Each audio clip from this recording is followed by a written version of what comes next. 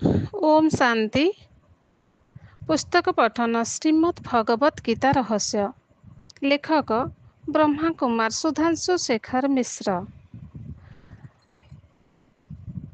अर्जुन विषाद जोग 2। एहीपरि ईश्वरीय दृष्टिकोण सहित मेल खाउथिबा अनेक कथा एही मालिकारे अछि।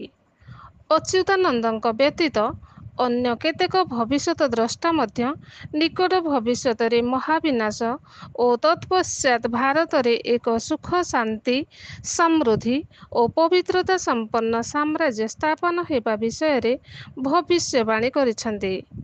ଆସନ୍ନ ତୃତୀୟ ବିଶ୍ୱଯୁଦ୍ଧ ବା ମହାଭାରତ ଯୁଦ୍ଧ ଅଥବା ମହାବିନାଶର ଅବ୍ୟବହିତ ପୂର୍ବରୁ ସମ୍ପ୍ରତି ପ୍ରଜାପିତା ବ୍ରହ୍ମା ମୁଖ କମଳରେ ପରମାତ୍ମା ଶିବଙ୍କ ଗୀତାଜ୍ଞାନ ଓ ରାଜଯୋଗ ଶିକ୍ଷା ଉପଯୁକ୍ତ ପରିପ୍ରେକ୍ଷୀରେ ବେଶ୍ ତାତ୍ପର୍ଯ୍ୟପୂର୍ଣ୍ଣ। ଗୀତାର ଚରିତ୍ର ସଂଜ୍ଞାବାଚକ ନା ଗୁଣବାଚକ?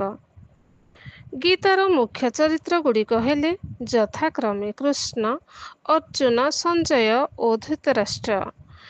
ଏହି ଚାରିଜଣଙ୍କ କଥୋପକଥନର ବିଷୟବସ୍ତୁ ଶ୍ରୀମଦ୍ ଭଗବତ ଗୀତା ନାମରେ ପରିଚିତ। ଗୀତାର ପ୍ରାରମ୍ଭରେ କୁରୁକ୍ଷେତ୍ର ଯୁଦ୍ଧ ଭୂମିରେ କୌରବ ଓ ପାଣ୍ଡବ ପକ୍ଷଙ୍କ ବିଷୟରେ ଧୃତରାଷ୍ଟ୍ର ଜିଜ୍ଞାସା କରିଛନ୍ତି। ସଞ୍ଜୟ ସ୍ୱୀୟ ଦିବ୍ୟ ଦୃଷ୍ଟି ବଳରେ ଯାହା ଦେଖୁଥିଲେ ତାର ଧାରା ବିବରଣୀ ଧୃତରାଷ୍ଟ୍ରଙ୍କୁ ଶୁଣାଉଥିଲେ। ଯୁଦ୍ଧର ଅବ୍ୟବହିତ ପୂର୍ବରୁ ଗୁରୁଜନ ବଧଜନିତ ପାପ ଓ କୁଳକ୍ଷୟର ଦୁଷ୍ପରିଣାମ ବିଷୟରେ ଚିନ୍ତା କରି ଅର୍ଜୁନ ବିଷାଦଗ୍ରସ୍ତ ହୋଇପଡ଼ିଲେ। ସେ ଯୁଦ୍ଧ କରିବେ ନାହିଁ ବୋଲି ଅସ୍ତ୍ର ତ୍ୟାଗ କଲେ। ତାଙ୍କୁ ଯୁଦ୍ଧରେ ପ୍ରବୃତ୍ତ କରିବା ପାଇଁ ଶ୍ରୀକୃଷ୍ଣ ଧର୍ମର ଅନେକ ଗହନ ତତ୍ତ୍ୱ ଉପଦେଶ ଛଳରେ ପ୍ରଦାନ କରିଥିଲେ।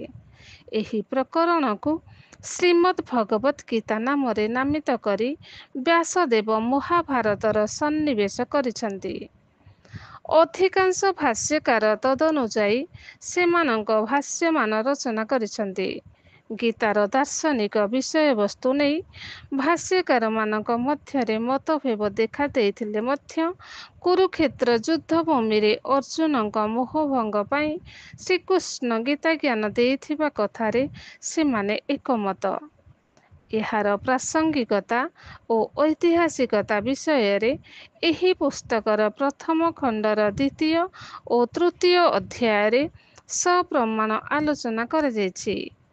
ଆଲୋଚ୍ୟ ଅଧ୍ୟାୟରେ ପୂର୍ବରୁ ମହାଭାରତର ଚରିତ୍ର ଗୁଡ଼ିକର ନାମକରଣ ସହେତୁକ ବୋଲି ବିଭିନ୍ନ ବିଦ୍ୱାନମାନଙ୍କ ମତର ଦୃଷ୍ଟାନ୍ତ ସହ ଆଲୋଚନା କରାଯାଇଅଛି।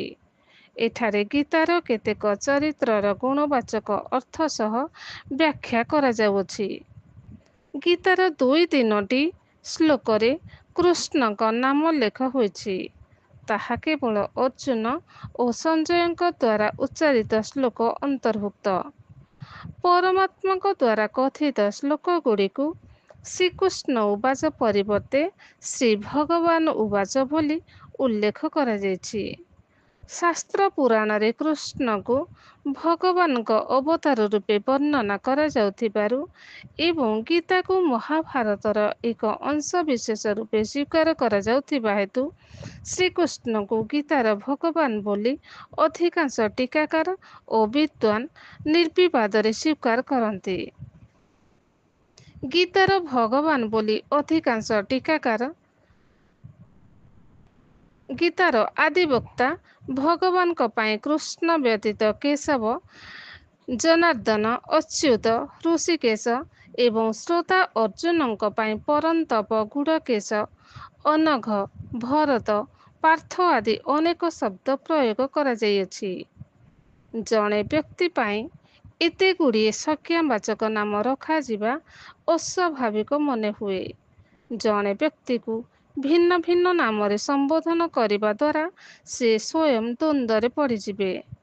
ପ୍ରକୃତରେ ତାଙ୍କୁ ନା ଆଉ କାହାକୁ ସମ୍ବୋଧନ କରାଯାଉଅଛି ଏ କଥା ସେ ନିଶ୍ଚୟ କରିପାରିବେ ନାହିଁ। ପୁନଶ୍ଚ ପରମାତ୍ମା ସର୍ବାତ୍ମାଙ୍କ ପିତା ତଥା ଅଶରୀରୀ ହୋଇଥିବାରୁ ତାଙ୍କ ନାମ ସଂଜ୍ଞାବାଚକ ଅର୍ଥରେ ଗ୍ରହଣ କରିବା ସମୀଚୀନ ମନେ ହୁଏ ନାହିଁ। ତେଣୁ ଉଭୟ କୃଷ୍ଣ ଓ ଅର୍ଜୁନଙ୍କ ନାମଗୁଡ଼ିକ ଗୁଣବାଚକ ସଂଜ୍ଞାବାଚକ ନୁହେଁ। ମହାଭାରତର ଅନ୍ୟାନ୍ୟ ଚରିତ୍ରଗୁଡ଼ିକର ନାମକରଣ ସହେତୁକ ହୋଇଥିବାରୁ ସେଗୁଡ଼ିକ ମଧ୍ୟ ଗୁଣବାଚକ ସଂଜ୍ଞାବାଚକ ନୁହେଁ। ମହାଭାରତର କୌରବମାନଙ୍କୁ ଅଧର୍ମ ପକ୍ଷ ଓ ପାଣ୍ଡବମାନଙ୍କୁ ଧର୍ମ ପକ୍ଷ ବୋଲି ଚିତ୍ରିତ କରି ସେମାନଙ୍କ ନାମକରଣ କରିଅଛନ୍ତି। କୌରବମାନଙ୍କ ନାମ ପୂର୍ବରୁ ଉପସର୍ଗ ସଂଯୁକ୍ତ କରାଯାଉଛି, ଯଥା ଦୁର୍ଯ୍ୟୋଧନ, ଦୁଶାସନ, ଦୁଃସହ, ଦୁଃସଳ, ଦୁର୍ଦ୍ଧର୍ଷ, ଦୁର୍ମସଣ, ଦୁର୍ମୁଖ, ଦୁଷ୍କର୍ଣ୍ଣ, ଦୁର୍ମଦ, ଦୁର୍ବିଗାହ, ଦୁର୍ବିମୋଚନ, ଦୁରାଧର ଇତ୍ୟାଦି। ଦୁଃ ଉପସର୍ଗର ଅର୍ଥ ଦୁଃଖ, ଦୁଷ୍କତା ଆଦି ଭାବରେ ଯୋତକ। କୌଣସି ମାତାପିତା ନିଜ ସମସ୍ତ ସନ୍ତାନର ଏପରି ନାମକରଣ କରିବା ଅଯୌକ୍ତିକ ମନେ ହୁଏ। ଅନ୍ୟପକ୍ଷରେ ପାଣ୍ଡୁପୁତ୍ର ପାଣ୍ଡବମାନଙ୍କ ନାମକରଣ ଆଧ୍ୟାତ୍ମିକ ଦୃଷ୍ଟିକୋଣରୁ କରାଯାଇଛି। ଉଭୟ କୌରବ ଓ ପାଣ୍ଡବମାନଙ୍କ ଜନ୍ମ ବୃତ୍ତାନ୍ତ ଯେପରି ଭାବରେ ମହାଭାରତରେ ବର୍ଣ୍ଣନା କରାଯାଇଛି, ତାହା ସମ୍ପୂର୍ଣ୍ଣ ଭାବରେ ଅସ୍ୱାଭାବିକ ଓ ଅବାସ୍ତବ। କୌଣସି ଐତିହାସିକ ବୃତ୍ତାନ୍ତକୁ ଉଲ୍ଲେଖ କରି ଏହି ଜନ୍ମ କଥା ଆଳଙ୍କାରିକ ଓ ରହସ୍ୟଯୁକ୍ତ ମିଥୋଲୋଜିକାଲ ଭାଷାରେ ମହାଭାରତକାର ବର୍ଣ୍ଣନା କରିଥିବା ମନେ ହୁଏ। କ୍ରମଶଃ ଓମ୍ ଶାନ୍ତି।